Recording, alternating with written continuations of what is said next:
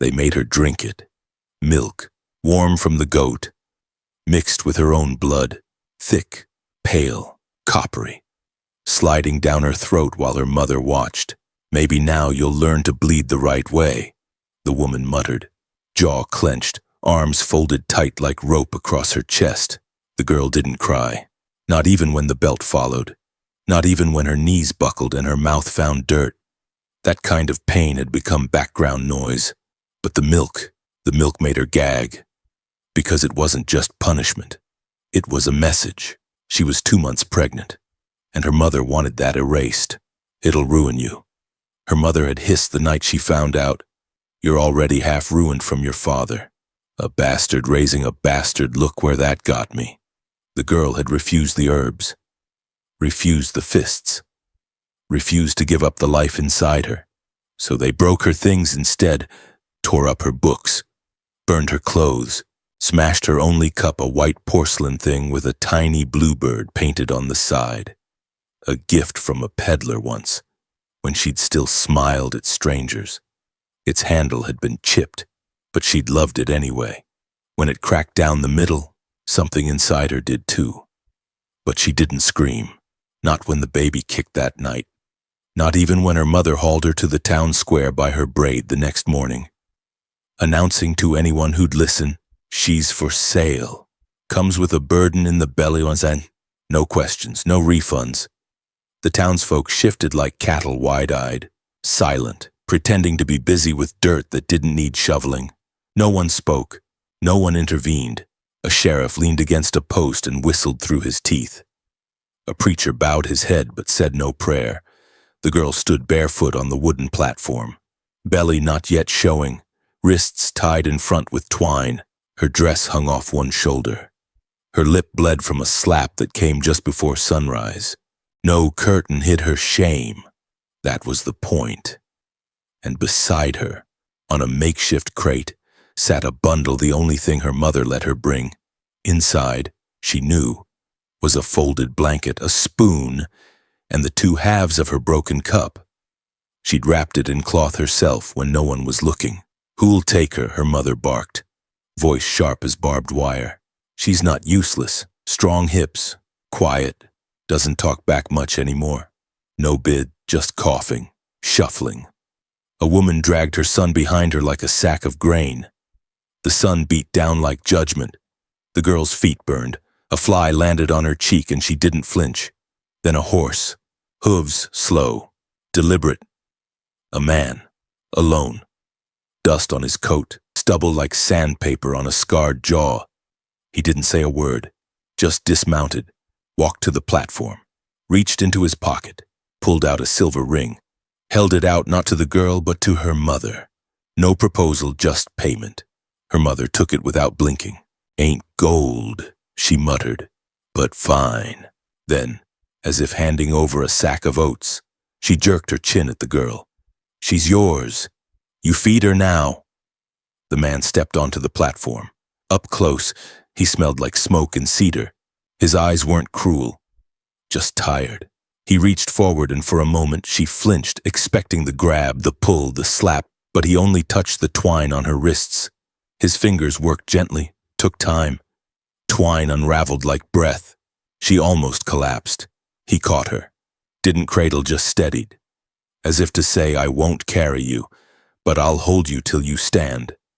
Then he stepped down, helped her down too. Slow, respectful. The town watched like statues, no cheer, no farewell. But as they walked away, she glanced back and saw her mother already counting the threads of the ring. The man said nothing until they reached his horse. "Then what's in the bundle?" She looked at him, then away. A broken cup. He nodded once, took the reins. "Still useful," he said. They rode in silence for miles. The sun dipped behind a ridge. Coyotes howled in the distance, but she didn't tremble. Her hands, still red from rope, clutched the bundle. When the horse stopped by a creek, he got down first, tied the reins to a tree, then reached into his saddlebag, pulled out a flask. Water. She drank slowly, let it wash the sour milk from her mouth. Let it remind her of something soft, like forgiveness. He sat across from her, watching the stream, not her. A log cracked in the fire he built. Stars blinked alive. She opened her bundle, unwrapped the cup. The crack down the middle looked deeper now. The bird on the side was still visible, half-winged, half-faded. He leaned over. "It's still useful," he repeated. And for the first time in weeks, maybe months, she felt something unfamiliar. A kind of ache. Not pain, not hunger. Something smaller, more dangerous. Hope. He hadn't meant to stop. That morning, he woke before dawn like he always did. Rolled a cigarette he wouldn't light, saddled the mare without speaking.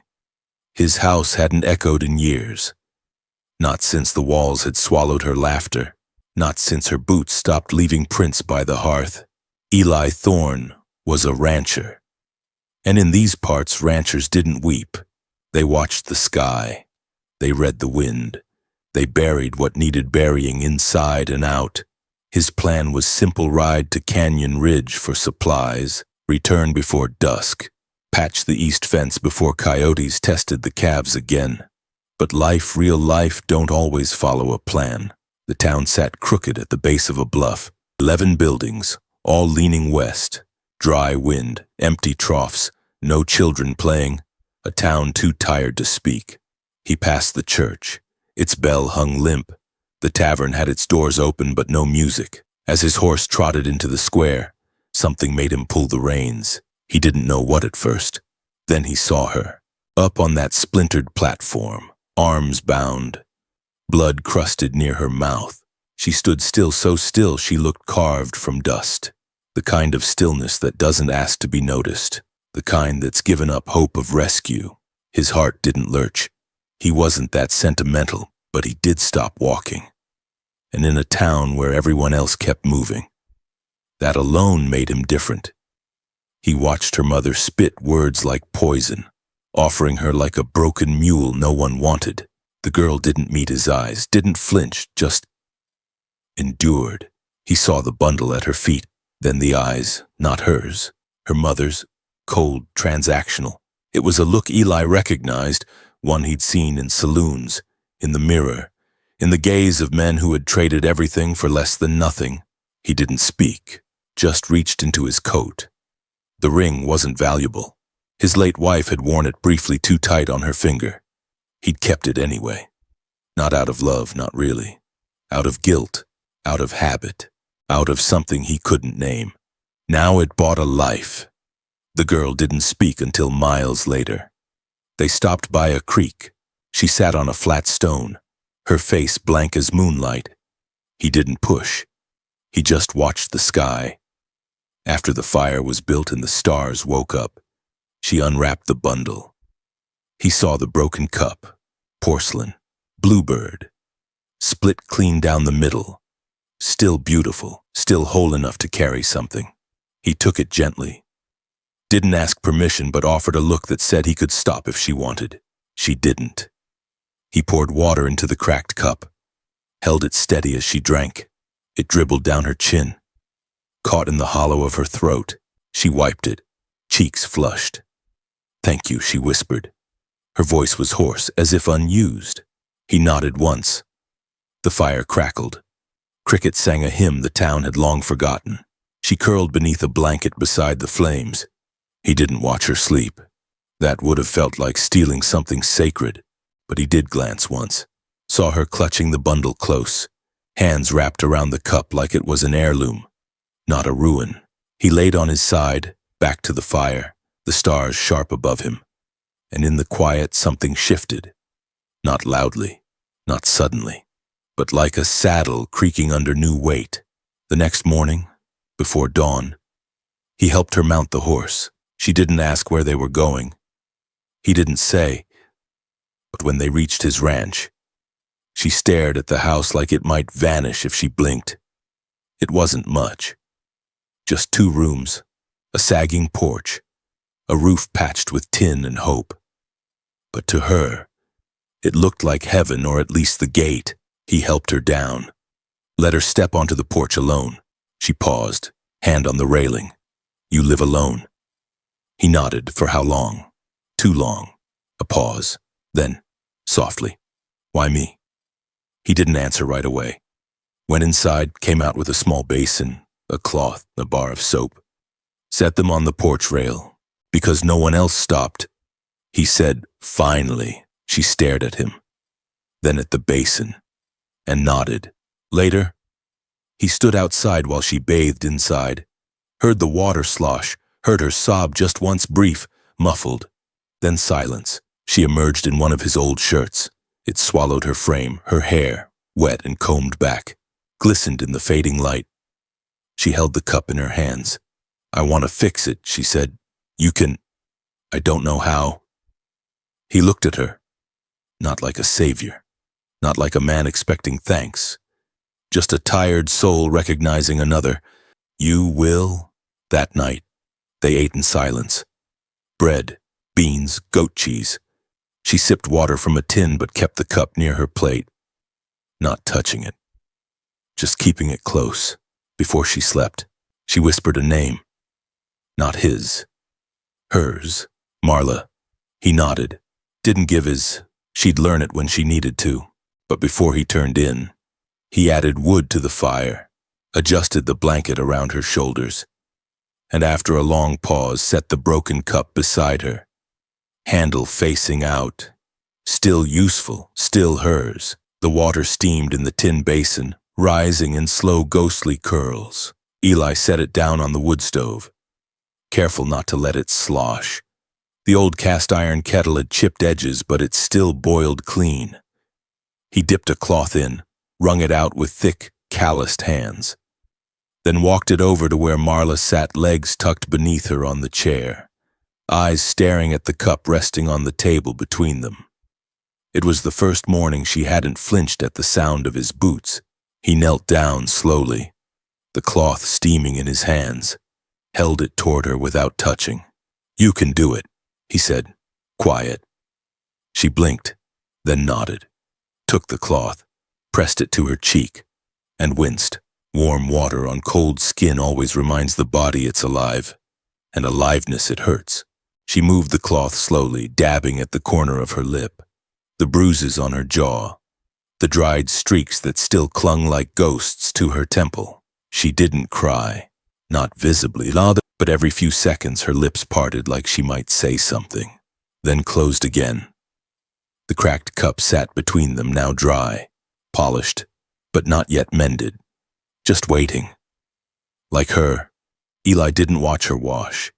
He busied himself fixing the window hinge that had stuck since last winter, gave her space to breathe without feeling observed. That was his language, quiet care, shaped through deed, a blanket tucked in, a porch step repaired. Biscuits in the morning without asking if she was hungry.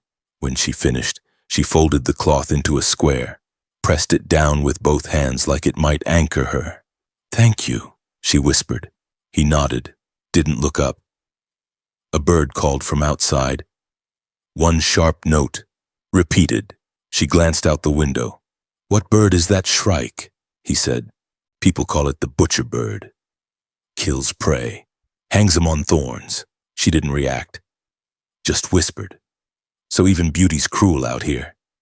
He glanced at her. Her eyes were still on the horizon. Not always, he said, then stood. You want to see the goats? She blinked, surprised, but nodded. They stepped outside into sunlight that had just begun to warm the soil. The air smelled of sage and smoke. She walked a little behind him, not because he asked her to, but because safety still felt unfamiliar. The goats bleated from behind the fence. A kid no bigger than a rabbit stumbled toward her, bleating like it remembered something from her soul. She crouched, unsure. The kid butted her knee with its tiny head. She laughed, soft, surprised, like it slipped out before she could stop it. Eli turned and saw the moment. Didn't say a word. That afternoon he gave her a task, something simple, shelling beans on the porch. She worked slowly, methodically. The beans dropped into a wooden bowl like soft rain.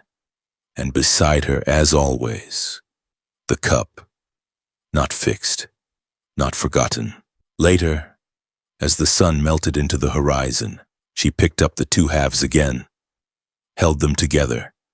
"They don't fit like they used to," she said, not looking at him. "Most broken things don't," he replied, wiping his hands on a rag.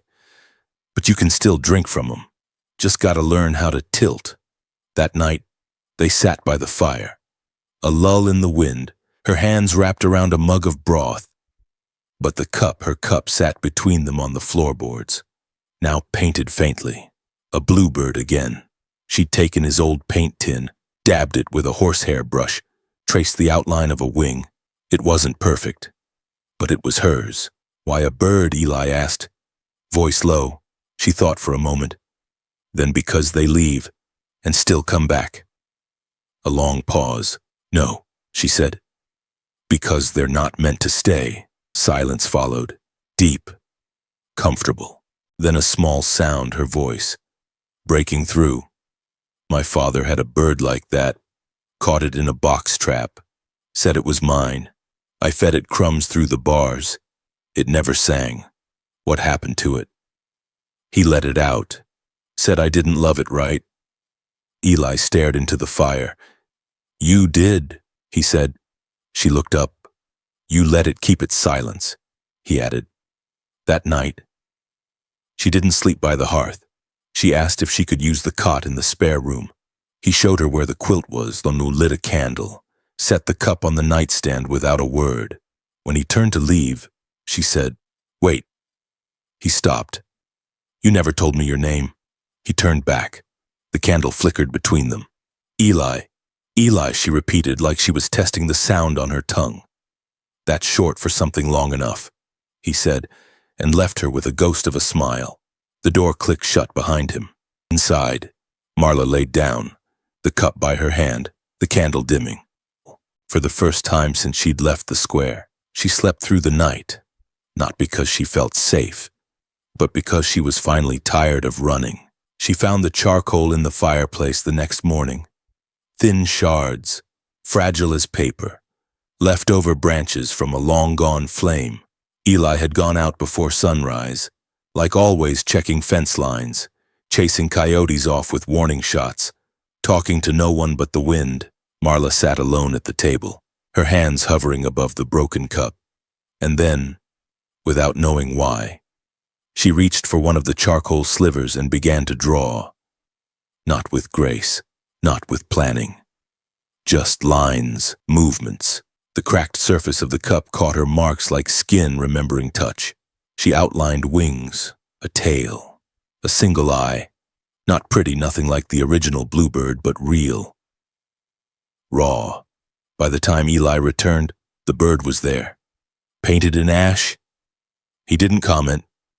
Just set down his coat, wiped sweat from his brow, glanced at the cup, then nodded once. Marla didn't speak either. Some things didn't need sound. That afternoon she sat on the porch again. The sky hung low, gray and heavy. A storm was near, but not yet here. She let her fingers rest on her belly, still not showing but unmistakable. The life inside her shifted sometimes. She hadn't named it, didn't know if she wanted to. Names made things permanent, real. She didn't know if she deserved something real yet. The breeze picked up from inside. Eli called, "You all right?" She nodded, not turning. Then her voice broke the stillness. "Why did you stop?" That day he didn't answer from the doorway. Just stepped out, sat beside her on the porch. "For a long time," he said, "I thought people like me were meant to keep riding. Not stop, not settle, especially not with broken things." He glanced sideways. "But I saw you and I remembered something." What he looked at the hills, that I'm not the only thing this land tried to ruin. She was quiet. "Then you ever lose someone?" He nodded, wife another nod. "What happened?" He didn't answer, just stared ahead, jaw tight. That was enough.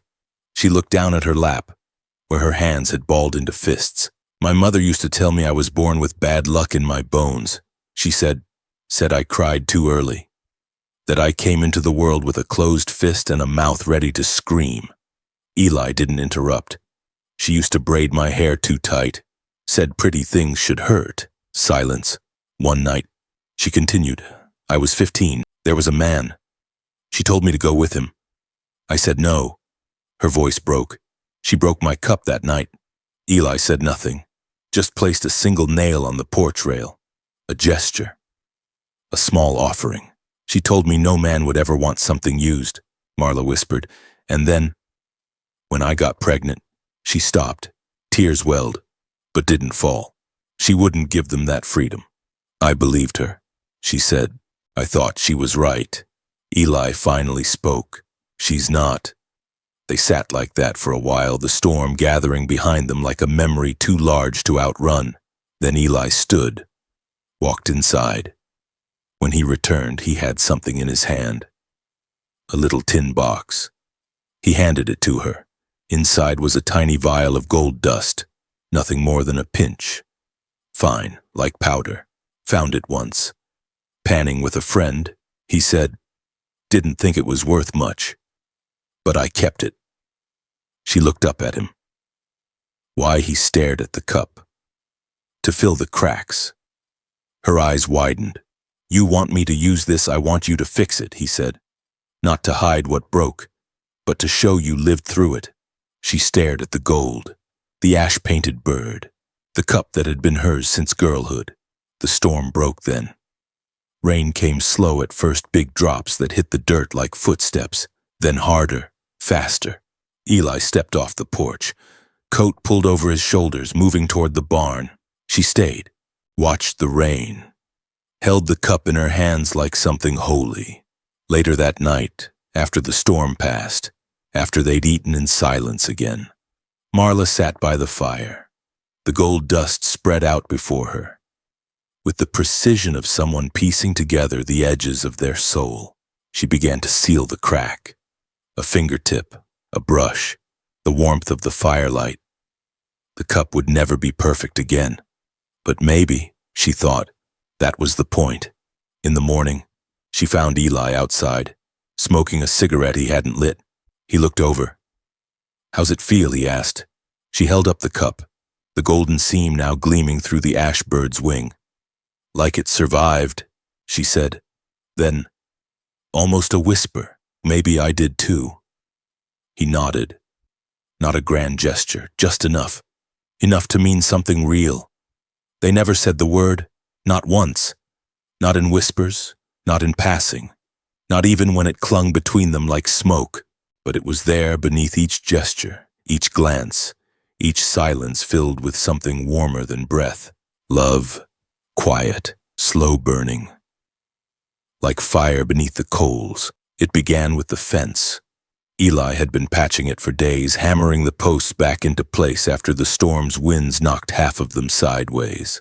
Marla watched from the porch at first, the cup in her hands, now sealed with gold, her fingers tracing the seam. Then one morning, she came down the steps, rolled up her sleeves, and without a word, picked up the hammer. He didn't stop her, didn't say she shouldn't. He simply handed her a nail. They worked side by side that day, dust rising in the heat, their shadows moving together in the dirt. She didn't ask what he thought of her strength. He didn't ask why her hands trembled when they touched the wood. But as the sun dipped low and sweat glistened on her brow, Eli turned to her and said, You don't have to earn your place here. She looked up.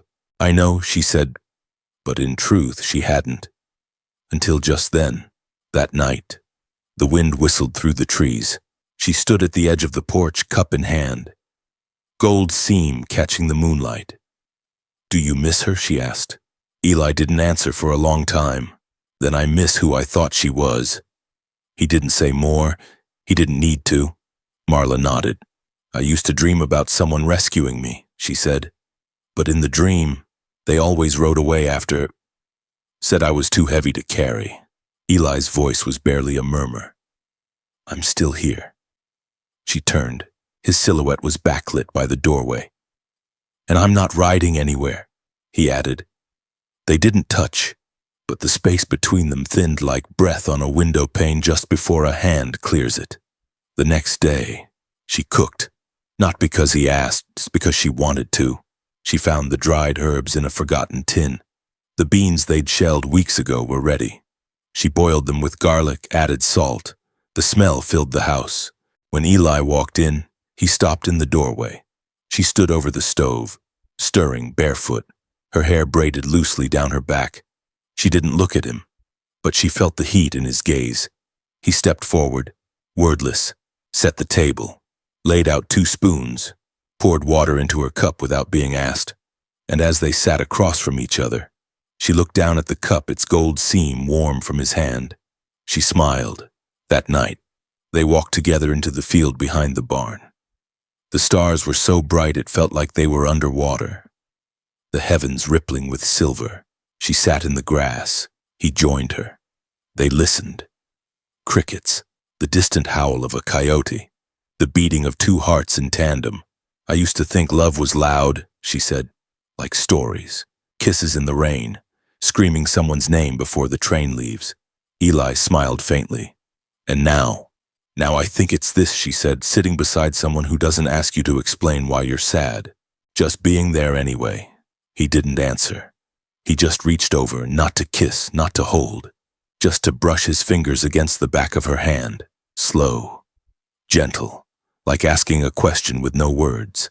She didn't pull away. Their fingers laced together. No urgency, no tremble, just warmth, steady, unapologetic. That was how their love grew, without ceremony, without demands, like a tree blooming late in a forgotten canyon. Steady, certain, quiet. The next morning, she found a wooden handle on the table. He'd carved it for her, a handle for her cup. Not fancy, just sturdy, smooth to the touch, made to last. She traced the curve of it with her thumb, then found him outside, splitting firewood, held it up. He looked over, eyes soft. You made this for you. Why, his answer was simple. So it doesn't slip from your hand again. That night, they didn't speak. But when the fire dimmed and she stood from her blanket, he stood too. She walked toward the back room, paused in the doorway, turned, and in that pause, in that silence, he understood. He followed. The door closed behind them. No urgency, no burning passion, just 2 people shedding years of damage with a touch. He undressed her like he was unwrapping something sacred. She traced the scar on his ribs like a map to home. And as they laid down, no words, no promises, she rested her head on his chest, where the thrum of his heart echoed her own. Not lust, not escape, but love. Love without permission. Love that didn't ask to be earned. Love that had waited a lifetime to whisper, "You're safe now." It began with hoofbeats. Far off, faint, but wrong. Eli stood at the barn's edge, pitchfork in hand, sweat dampening the collar of his shirt. Marla was in the garden, humming to herself, bent over the new rows of sweet peas she'd planted, when he heard it again, closer this time. Heavier, he dropped the fork and walked toward the house. 3 riders came into view. Dust kicked up behind them like smoke from a fire that hadn't burned out. All 3 wore wide-brimmed hats, shadows veiling their faces. But even from a distance, Eli saw it, intent. Men don't ride like that unless they're coming to take something. Or someone. Marla stood up, eyes narrowing as she followed his gaze. Then she froze. One of them raised a hand, waved like it was a courtesy, not a threat. The other 2 flanked him. Eli turned to her, inside. She didn't move. Marla, go. Still she stood, breath caught halfway between panic and fury. They found me, she said. Her voice was flat. He stepped between her and the riders. Get the rifle. Back room, top shelf. She nodded once and disappeared inside. By the time the men reached the gate, Eli was already standing on the porch, one hand resting on the wood rail, the other near the hatchet leaned against the door. Afternoon, the lead rider called. He was young, too young to have a mouth that mean. State your business, Eli replied. The man smiled, dismounted. The other 2 stayed seated, hands near their belts. Looking for someone, the man said. Girl, about so high. He gestured. Got herself knocked up. Stole from her mama. Ran off with some fella. Eli's jaw clenched. You seen her? No. A beat. The man's eyes scanned the house behind him. What's your name? Old man. Eli didn't answer. Behind the screen door. Marla stepped forward, rifle clutched tight, her hands shaking but steadying with every breath. She didn't steal nothing, Eli said, voice hard. She was sold, like cattle. Maybe worse. The man shrugged. That's family business. We're just here to bring her back. She ain't yours to bring. The man laughed. Everything's someone's to bring out here. Question is who's got the stomach for it. Eli stepped forward. The porch creaked. You need to leave. Behind him, Marla leveled the rifle, heart thundering in her chest. One of the riders twitched. Too fast. Marla fired. The crack of the rifle split the silence like a lightning bolt. The rider fell backward off his horse, limp. The second drew his pistol, but Eli was faster. The hatchet flew whistling through the air and buried itself in the man's shoulder. He screamed. The lead rider backed up, hands raised. All right, he shouted. All right, Marla emerged fully, the rifle now steadied against her shoulder, eyes locked. The man looked between them, his arrogance fading like dusk light. She's mine, he snarled. That child in her belly will never know your name. Eli cut in. Silence. Just the wind, the bleeding, the smoking barrel. Then Eli stepped down the steps. The man flinched. You got 5 seconds, Eli said, to leave this land before you bleed into it. The man backed toward his horse, climbed on. Y'all don't know what you're doing, he spat. Eli didn't move. 1. Things don't just disappear. 2. She'll rot with you out here. 3. He turned and rode. Fast. The other still groaned in the dirt, hatchet still lodged. Eli pulled it free and let the man crawl to his horse. You tell her mother, Eli said, eyes blazing. Next time, I shoot first. The man nodded, pale and trembling. They left, blood in the dirt, ashes in the air. Eli stood there for a long time, breathing hard. Marla came to him. The rifle hung loose now, her hands bloodless, her face unreadable. I thought it was over, she said, voice barely there. He turned. It is now. She looked at the dirt, at the blood, at the hoof prints vanishing into the hills, then at him. You didn't have to fight. I did, he said. Why? Because you fought first. He nodded toward the rifle in her hands. You saved me, he added. They stood there, 2 people who had lost everything before finding each other. Then she reached into her pocket, pulled out the cup. During the chaos, it had fallen. It was cracked again. The seam split open and the gold peeled at the edge. She held it out. He took it gently. We'll fix it, he said. No, she whispered. Let it break this time. He met her eyes and understood. It didn't need saving anymore. It had served its purpose that night. The cup lay shattered on the porch rail, pieces arranged in the shape of a bird mid-flight, and Marla, for the first time, touched her belly with peace, not fear, not shame, but protection. She wasn't alone now. She never would be again. The last frost came early that year. It crept down from the mountains overnight, kissed the windows with lace, and softened the fields with silver.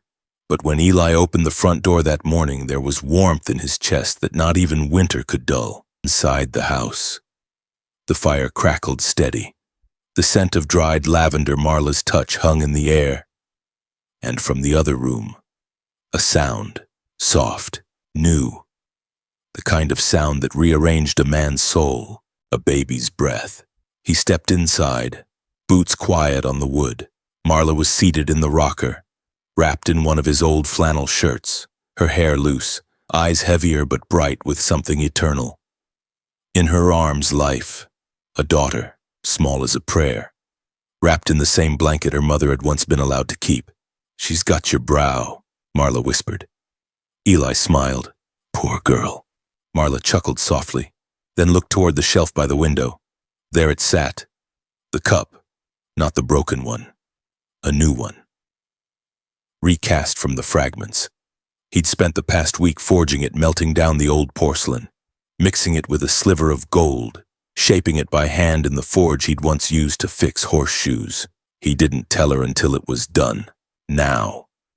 It glowed in the morning light, soft white, veins of gold like lightning frozen in time. Marla looked up at him. "You made it whole." He shook his head. "No, we did." They sat in silence, the kind that doesn't press, doesn't need to be filled. He took a seat beside her, reached out, and touched the baby's hand. It was impossibly small.